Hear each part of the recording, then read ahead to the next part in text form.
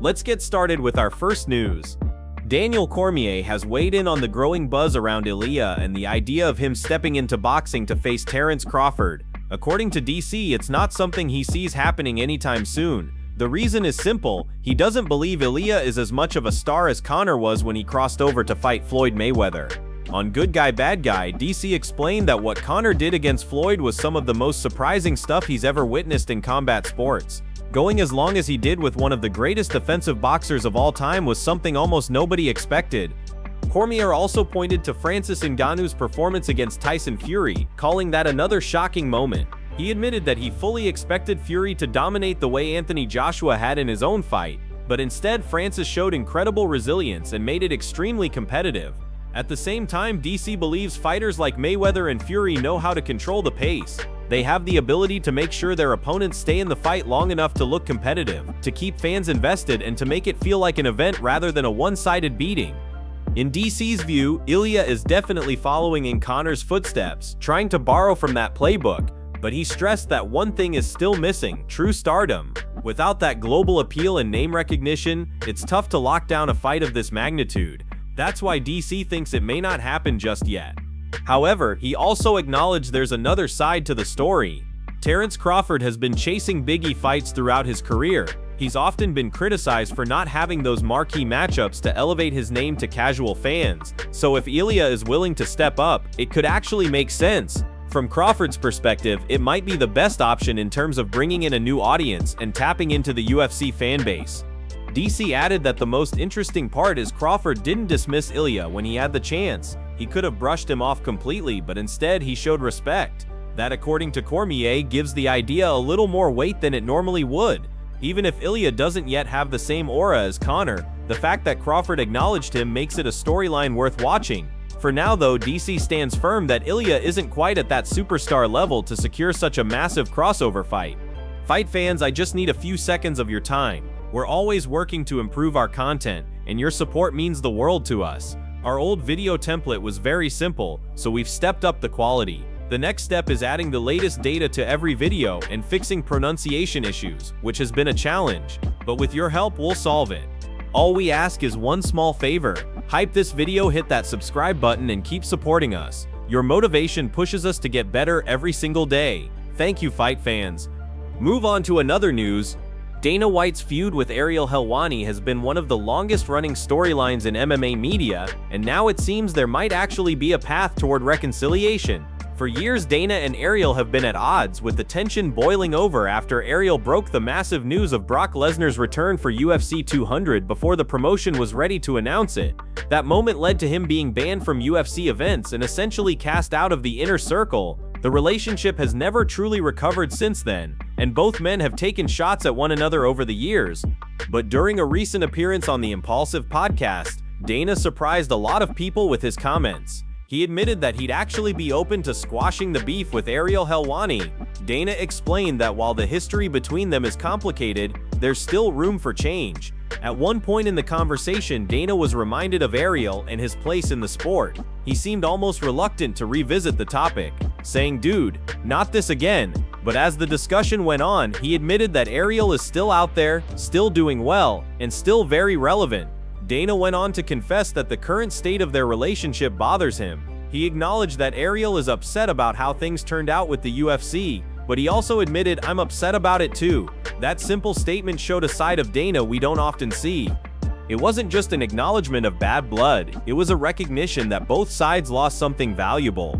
Dana then added, "Maybe there's a way we can figure this thing out. We should probably all get back together." Hearing those words from him was unexpected, given how firm he has usually been when it comes to grudges. Dana has never been known for backing down or softening his stance, but here he was, openly leaving the door cracked open for reconciliation. This isn't the first time we've heard about a possible truce. Back in 2023, on an episode of the MMA Hour before it rebranded into the Ariel Helwani Show, Turki Alalshik, a powerful figure in combat sports, hinted that he wanted to play peacemaker. He suggested that both sides could benefit from moving on and that he would be willing to help broker peace between Dana and Ariel. At the time, not much came from that discussion. The feud remained where it was, and both men continued to go their separate ways. but now with Dana openly admitting he's open to burying the hatchet, those earlier whispers gain new weight. It's important to note how much Ariel has continued to thrive despite the ban. He has remained one of the most influential voices in MMA media, growing his platforms, building strong connections with fighters, and continuing to break news. That relevance clearly hasn't gone unnoticed by Dana, who recognizes Ariel's place in the sport even if their personal relationship soured.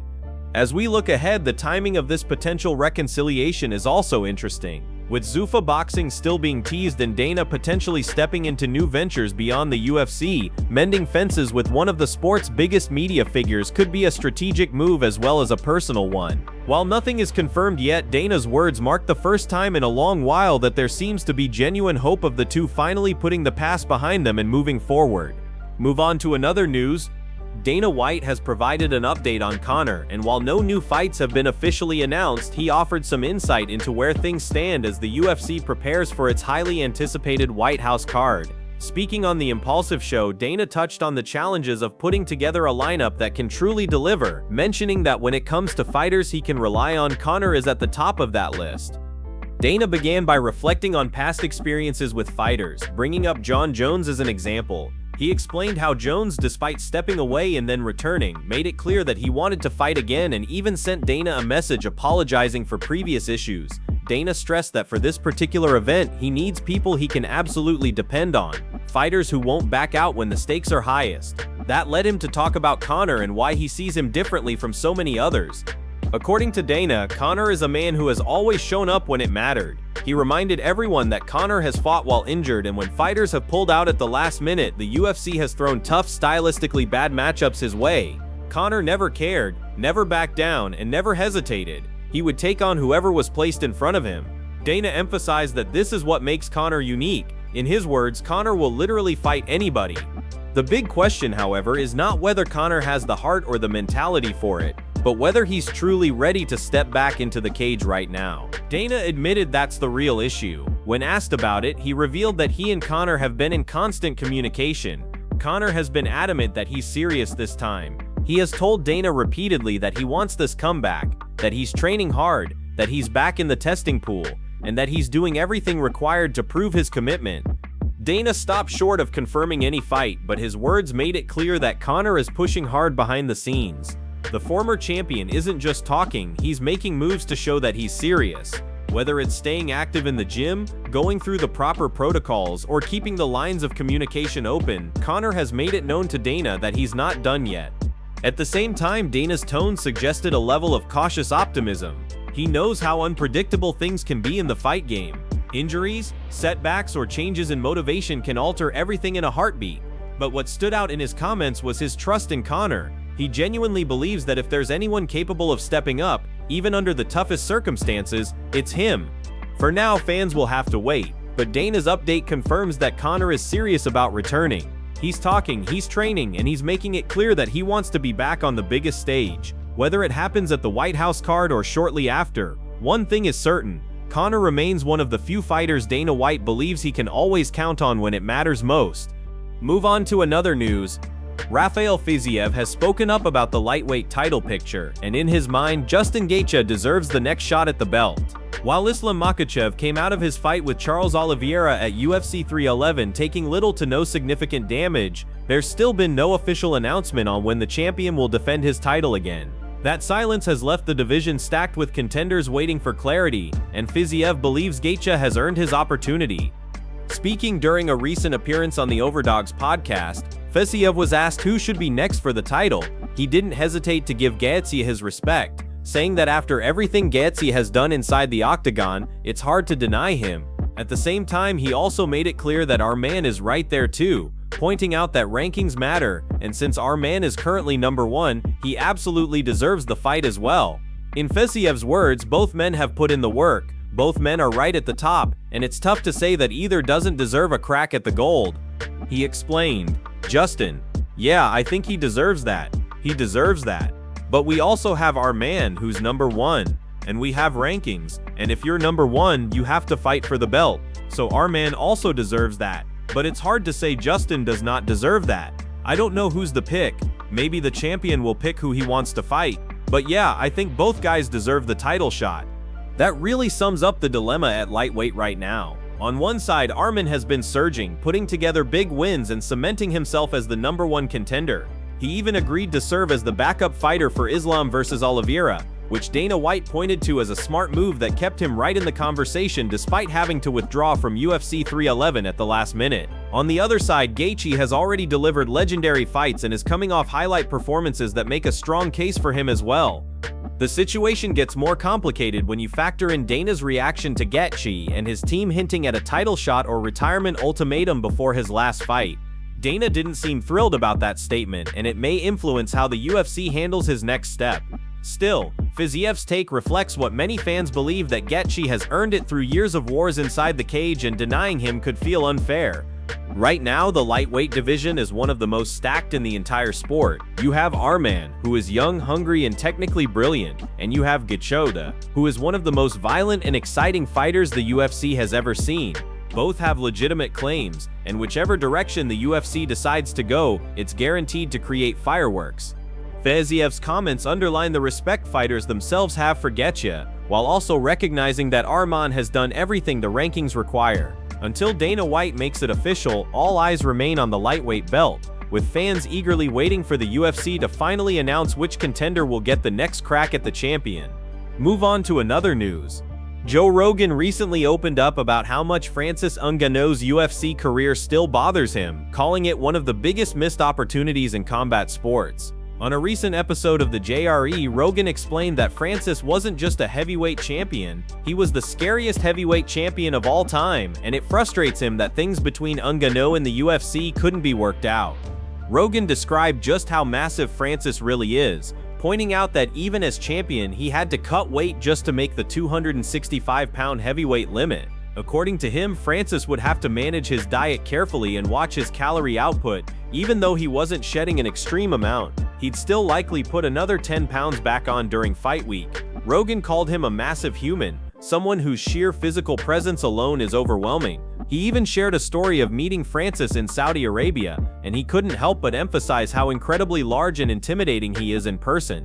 For Rogan, the tragedy is that a fighter like Francis, with his unmatched power and aura, was never fully realized inside the UFC. He said flat out, "That bothers me a lot." In his eyes, Francis wasn't just another champion, he was a once-in-a-lifetime force who made opponents look helpless. He put people into orbit with his punches, sending them crashing to the canvas in ways that made even fans watching at home feel the impact. Rogan explained that seeing Francis hit someone was painful. Even as a viewer, you couldn't help but react with, "Oh no." He then reflected on a deeper truth about fighting. Rogan said, "All men are not created equal." He explained that no matter how much preparation you put in, no matter how intelligent or disciplined you are, there are simply some athletes who are born with attributes that can't be matched. Some men are just naturally stronger, faster, and more explosive, and in his view, Francis was the embodiment of that. Rogan stressed that while training can make you better, it can never close a gap like the one Francis possessed. His raw power and athleticism were on another level, something you cannot replicate or prepare for. In the end, Rogan's words were filled with respect but also disappointment. He truly believes Francis was the most terrifying heavyweight in MMA history, and the fact that the UFC couldn't figure things out with him will always feel like a major loss for the sport. Move on to another news. Dana White delivered a powerful message to a brand new UFC signee who stepped into the cage under circumstances that would break most people. Less than 72 hours after losing his father to cancer, this fighter showed unbelievable strength by competing on the Contender Series and earning his shot in the UFC. Dana acknowledged the gravity of the moment and the emotional storm the young man had gone through. He said, "Life can be very mean and very unfair to a lot of people, and life has been extremely wrong to him. To overcome mentally and emotionally what he has overcome, to step in here tonight and win, I'm really happy for him. I wish him nothing but the best in the UFC." Dana's words carried genuine respect, recognizing that the victory wasn't just about fighting, it was about resilience and heart. Turning directly to the fighter, Dana added, "I respect your drive and your resilience. After everything you've been through in your life, I'm gonna give you the opportunity to deliver on the promises you made to your family. Congratulations and welcome to the UFC." The emotional night didn't end there. The fighter himself spoke with raw honesty, saying, "Dreams come true for those who work so hard to make them true. I've heard many voices telling me they didn't believe in me, but I never listened. I will continue to represent Spain. This is for my father, the man who made me who I am today. I can't speak to him anymore, but he is the reason I'm here. He is the reason I am the man I am, and I will carry his memory with me proudly." It was a moment that showed the world the power of the human spirit, a reminder that even in the face of unimaginable loss, determination, love, and resilience can still push someone toward achieving their dreams. Dana's respect and the fighter's dedication made this one of the most emotional UFC signings in recent memory.